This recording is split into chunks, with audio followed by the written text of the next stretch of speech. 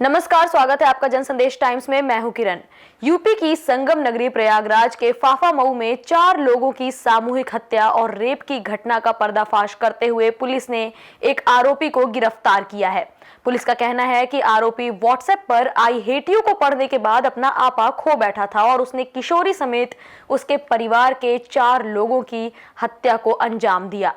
आरोपी और उसके साथियों ने किशोरी और उसकी मां के साथ रेप भी किया। हालांकि अभी तक इस मामले में एक ही आरोपी की गिरफ्तारी हुई है और पुलिस अन्य लोगों को गिरफ्तार करने के लिए दबिश डाल रही है। दरअसल फाफामऊ में एक ही परिवार के 4 लोगों की हत्या कर दी गई थी, जबकि किशोरी और उसकी मां के साथ रेप भी किया गया था। घटना के 7 दिन बाद रविवार को फाफामऊ में 4 लोगों की सामूहिक हत्या का पर्दाफाश करने का दावा करते हुए पुलिस ने आरोपी को गिरफ्तार कर लिया। आरोपी के व्हाट्सएप पर मिली चैटिंग और कपड़ों पर मिले खून के निशान के आधार पर उसे गिरफ्तार किया गया है।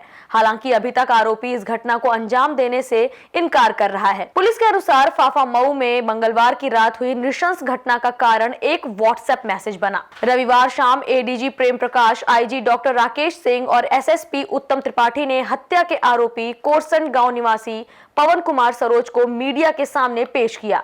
उन्होंने बताया कि पवन को उसके साथी गंगे ने लड़की का नंबर देकर उससे बात करने को कहा था और आरोपी अनपढ़ है, लेकिन वह गूगल वॉइस टाइपिंग टूल की मदद से हर रोज लड़की को मैसेज भेजता था। इसके बाद 21 नवंबर शाम 6:15 पर उसने गुलाब का फूल बनाया और लड़की को आई लव यू का संदेश भेजा, जिसके बाद जवाब आया आई हेट यू। हालांकि लड़का पढ़ना नहीं जानता था, इसीलिए उसने इस मैसेज को किसी की मदद से पढ़ा। उसके बाद आरोपी अपना आपा खो बैठा। आरोपी के व्हाट्सएप से पता चला है कि वारदात के बाद उसने लड़की को कोई मैसेज नहीं भेजा, यानी वह इस घटना के बारे में जानता था।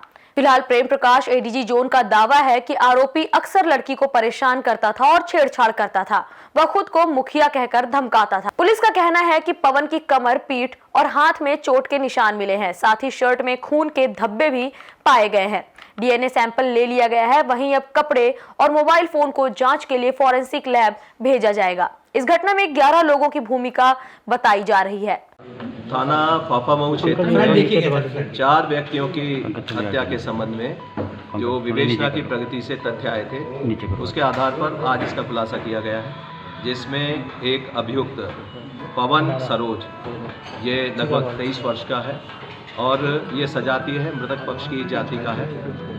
इनके द्वारा लगातार लड़की को परेशान किया जा रहा था। मोबाइल पर मैसेज दिए जा रहे थे और लड़की द्वारा उसको अस्वीकार किया जा रहा था, बार बार उसको मना किया जा रहा था। अंतिम मैसेज के आधार पर और सर्कमस्टेंशियल एविडेंस के आधार पर पवन सरोज की गिरफ्तारी की गई है और इनके द्वारा अभी विवेचना में सहयोग नहीं किया जा रहा है, लेकिन अभी तक ये बात सिद्ध हो गई है कि इनके द्वारा कुछ लोगों के सहयोग से हत्या की गई थी।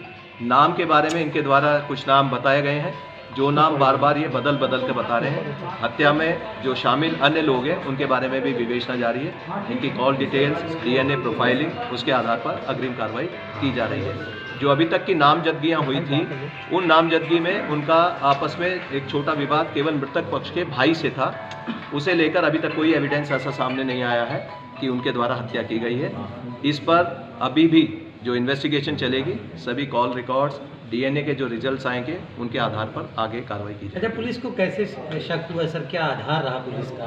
पुलिस के द्वारा जब मृतका का मोबाइल देखा गया तो उसमें कुछ मैसेज मिले थे और उसके साथ ही जब उन मैसेज के आधार पर पवन सरोज को पकड़ा गया तो पहले वो मना करता रहा कि मैंने कोई लड़की को मैसेज नहीं दिया, ना मैं लड़की को जानता हूँ।